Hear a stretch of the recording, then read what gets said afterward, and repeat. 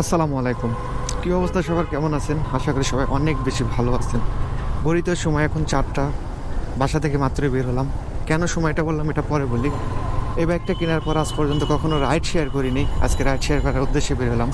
মানে ride share করছি but video করা হয়নি। তো আজকে একদম ক্যামেরা ট্যামেরা নিয়ে বের হলাম যে আসলে কয় টাকা ইনকাম করতে পারি বা কয় টাকা ইনকাম করা সম্ভব, এটাই আজকে আপনাদের দেখাবো। মানে এখন যাইতেছি আমি মাঝের রোডের মাথা, ওইখান থেকে যদি ভাড়া পাই বা ভাড়া মেলে তাহলে হবে। তো আমি আজকে কয় টাকা ইনকাম করি, কিভাবে ইনকাম করি, সবই আপনাদের দেখাবো। কয় টাকা ইনকাম করা পসিবল। ঘড়িতে সময় এখন একদম 4টা, আড়াই কাটায় 4টা বাজে। তো আমি আপনাদের সেটা পুরো ভিডিওতেই দেখাবো। যারা ভিডিওটি দেখবেন পুরো ভিডিওটি দেখবেন।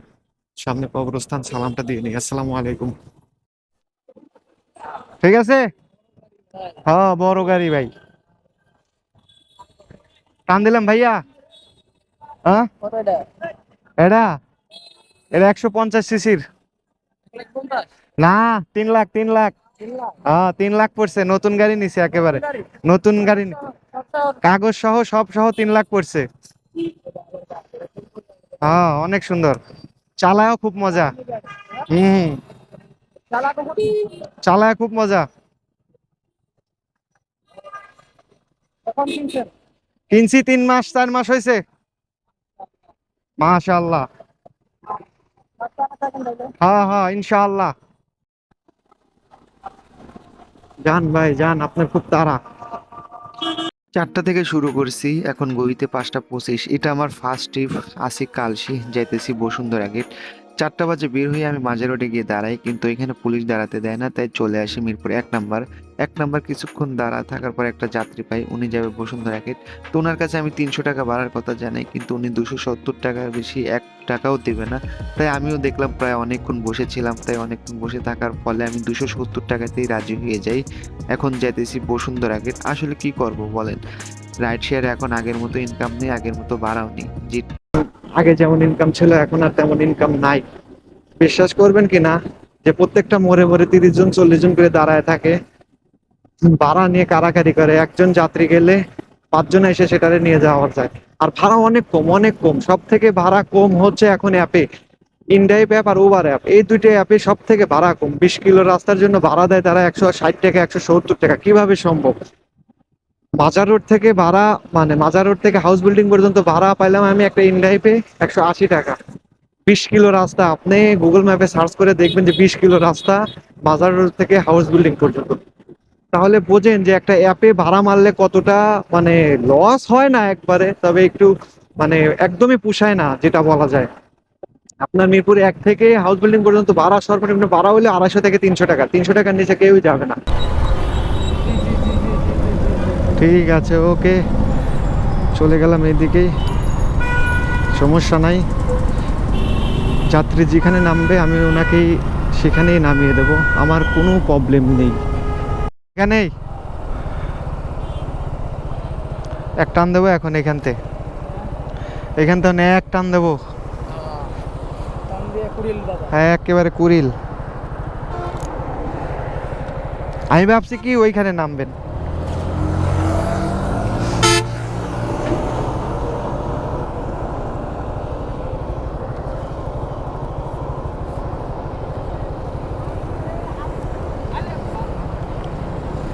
ঠিক আছে, ধন্যবাদ, থ্যাংক ইউ।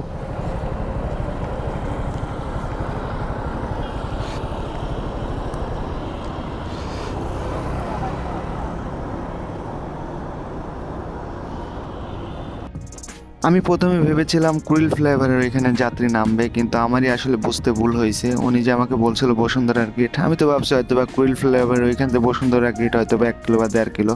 বাট আমি কুড়িল ফ্লাইওভার থেকেই বসুন্ধরা গেট পর্যন্ত প্রায় 2 থেকে 2.5 কিলো বাইক চালাইছি। যাক, সমস্যা নেই, যা হয়েছে হয়েছে। আর 2 টাকা লাভ বা 2 টাকা লস এটা কোনো বিষয় না। আমি এখন এক টানতে যাব কুড়িল ফ্লাইওভারের ওইখানে। আমার হচ্ছে একটা ট্রিপ কমপ্লিট করতে 2 ঘন্টা সময় লাগলো। বাসা থেকে বেরিয়েছি 4টা বাজে, এখন ঘড়িতে সময় 6টা 10। আসলে কি বলবো, কিছুই করার নেই, ভাড়া পাই না, তারপরে একটা ভাড়া পাইছি, ভাড়া নিয়ে এখানে আসছি। 270 টাকা আমাকে ভাড়া দিছে, তার জন্য আমার বাইক চালানো লাগছে প্রায় 21 কিলোর মতো। মিরপুর 1 থেকে এই পর্যন্ত বাইক চালাইছি 21 কিলো। এখন এইখান থেকে ফাঁকা যাইতে হচ্ছে কুড়িল ফ্লাইওভার পর্যন্ত। ওইখানে গিয়ে দাঁড়াবো, তারপর যদি কোনো ভাড়া কপালে মেলে, যেখানে মিলবে সেখানে যাব।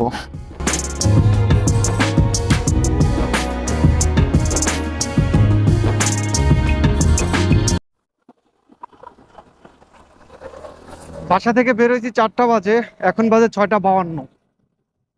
মিরপুর 1 থেকে একটা ট্রিপ নিয়ে আসি, বসুন্ধরা গেটে নামিয়ে দেই, 270 টাকা ভাড়া দেয়। এখন 7টা বাজে, 6টা 52 মানে 7টাই বাজে, তারপরে কোনো ভাড়া আমি পাই নাই। যাইতেছি রাস্তার ওই পার, এখন ছিলাম বিশ্ব রোড, কুড়িল বিশ্ব রোড, এখানে ছিলাম প্রায় 1 ঘন্টা বসেছিলাম, কোনো ভাড়া পাই নাই। আসলে কি জানেন, যে অনেকে বলে না যে রাইড শেয়ার করে কোটিপতি, রাইড শেয়ার করে অনেক টাকা ইনকাম করা যায়। ভাই আমিও বিশ্বাস করি আগে ইনকাম করা যেত, এখন কোনো মতেই পসিবল না। এটা টোটালি একটা মিথ্যা কথা। আপনার 1000 টাকা ইনকাম করতে আপনার পিছন দিয়ে রস বের হইব, এটা সত্য কথা। আপনি 1500 টাকা ইনকাম করতে পিছন দিয়ে রস বের হইব। আপনি যদি অ্যাপে ইনকাম করতে চান 1500 টাকা, তাহলে তো কোনো মতেই সম্ভব না, কারণ অ্যাপে যে পরিমাণ ভাড়া কম, এটা বলার মতো না।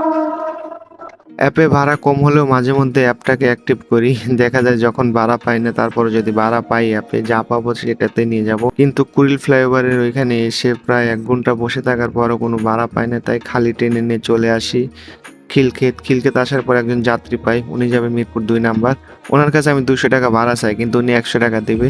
খিলক্ষেত থেকে মিরপুর 2 যাবে 100 টাকা দিয়ে। উনি আমাকে বলে, ভাই অ্যাপে তো 120 টাকা আসে, আর 20 টাকা আপনাকে ভাড়ায় দেবো। এই জন্যই আমি বলি যে অ্যাপে কি রকম ভাড়া সেটা আপনারা ভিডিও দেখলেই বুঝতে পারবেন। যারা রাইড শেয়ার করেন তারা অ্যাপে রাইড শেয়ার করলেই বুঝতে পারবেন। তো যাই হোক, নাইমার থেকে কানামা ভালো, যেহেতু আমার খালি যেতে হবে, তাই 120 টাকাতে ওনাকে রাজি হয়ে মিরপুর 2 নিয়ে যে এখন নামিয়ে দিতে পারলেই হবে।